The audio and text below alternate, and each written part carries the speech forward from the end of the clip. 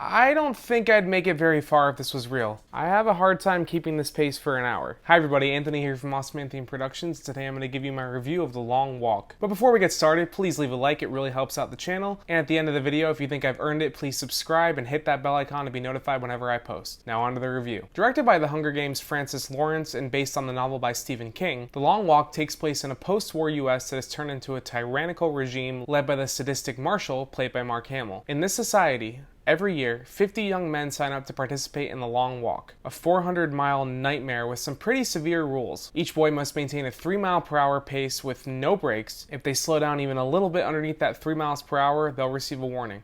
3 warnings? They receive a bullet, and whoever's the last one standing, they'll receive a substantial cash prize and get whatever wish that he has granted. And because humanity is the worst, people watch it on TV like it's the damn Super Bowl, just watching these kids slowly die. Smile, boys. You're on candid camera. In this story, we follow Ray Garrity, played by Cooper Hoffman, son of the late Philip Seymour, and the unlikely friendship he strikes up with Pete McFreeze, played by Alien Romulus' David Jonsson. But they know that the chances of them surviving are basically zero, so might as well keep putting one foot in front of the other. On the surface, this may seem a little simple for a feature-length film, and to be honest, I had the same thought going in. But what the movie lacks in set pieces, action, and big dramatic twists, it more than makes up for it in the writing, the character moments, and the brief glimpses of brutality. Let's start with the characters. I haven't really seen any of Cooper Hoffman yet, but I heard that he was incredible in Licorice Pizza and Saturday Night, and clearly someone saw something in him to make him the lead here. And wow, does he deliver and live up to his family name. As Ray Garrity, Hoffman kind of brings this quiet ferocity to the role. You can see his rage for the Marshal and the whole system these boys are stuck in just burning behind his eyes, but it never surfaces in a tantrum or an outburst. Instead, he flexes his acting chops during the film's quieter moments, risking getting a warning to help someone with a Charlie horse, sharing personal moments with Pete, or just silently absorbing the horror around him. And when his tragic backstory is revealed later on in the third act, yes, it's a cliche, Deadpool and Wolverine already made fun of that kind of thing. Want to talk about what's haunting you, or should we wait for a third act flashback? Go yourself. But I'll be damned if it didn't work on me. It hit hard and gives his arc the emotional payoff that it needs. It also works because this is a very dialogue-heavy film, and Hoffman plays off the rest of the cast perfectly. Whether he's quietly connecting with Pete or arguing with Charlie Plummer's twitchy and unhinged Barkovich, he makes it feel real. I'm officially a fan of this actor now. I've got to go back and check out what else he's been in. Speaking of Pete, in a film full of great performances, David Jonsson is another huge standout here. He was already my favorite part of Alien Romulus, but here he really gets to shine. Pete McFreeze is just a good guy. No gimmicks, no tricks up his sleeve, just a genuinely good person. He immediately bonds with Ray and some of the other guys, and in between the heavy conversations and soul-crushing moments, he sneaks in plenty of humor and warmth that make you really like this guy. And yet, even in those lighthearted moments of levity, you can still see the pain, fear, and dread behind his eyes. He knows these friendships are temporary. He knows how this is gonna end. And that just makes you root for him harder. And then there's Mark Hamill as the Marshal. It takes heavy sack to sign up for this contest. Walk until there's only one of you left. Who's ready to win?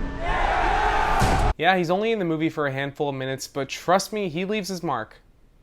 Pun not intended. With that gravelly voice of his that's kept his career going since Star Wars, and this character being the pure embodiment of cruelty, he's the perfect face of this fascistic nightmare. You want him to pay for every single second of suffering that he's inflicted on these kids. And that's exactly how a villain like this should make you feel. The rest of the cast, like I already mentioned Barkovich, Garrett Waring's Stebbins, Tut Nyot's Arthur, Ben Wang's Hank, they all add a lot of texture to this journey. Some make you laugh, some get under your skin, some just rip your heart in half, but together they feel like a real group of doomed kids trying to survive the impossible. Now, let's talk about tone. This is not a fun hangout movie. Sure, between Ray and Pete and the other main kids here, there's plenty of banter that gives you levity and room to breathe, but the tension never really lets go, and when the violence does happen, it's brutal. And we're not talking brutal like insane kills from a Final Destination movie. It's brutal in how simplistic it is. A kid dragging his completely destroyed ankle. Another trying to walk while experiencing literal diarrhea. Screams, cries, desperate begging before the inevitable gunshot. It's raw.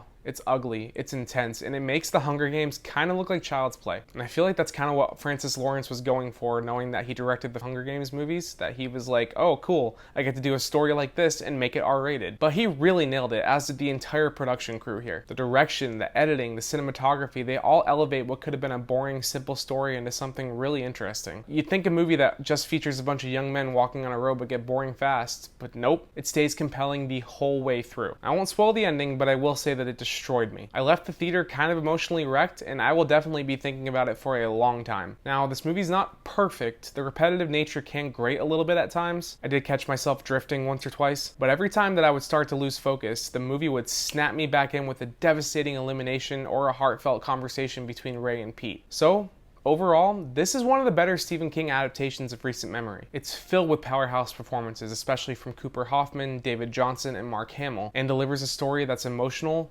brutal, and unforgettable. That ending left me in tears, and I don't think I'll be shaking this one off anytime soon. And that's my review of The Long Walk. Thank you so much for watching. If you like this review, you know exactly what to do. Please leave a like, subscribe, and hit that bell icon to be notified whenever I post. While you're at it, you can scroll down the description below, find the links to my socials, leave a comment, let me know if you saw this movie and what you thought, and if you want more of my content, you can click or tap on these cards right here. I'll take you to my review of The Conjuring, Last Rites, or just over to my channel where you can check out the rest of my reviews. Thanks for watching, everybody, and I will see you next time for either a big, bold, beautiful journey or him, whichever I get around to seeing first.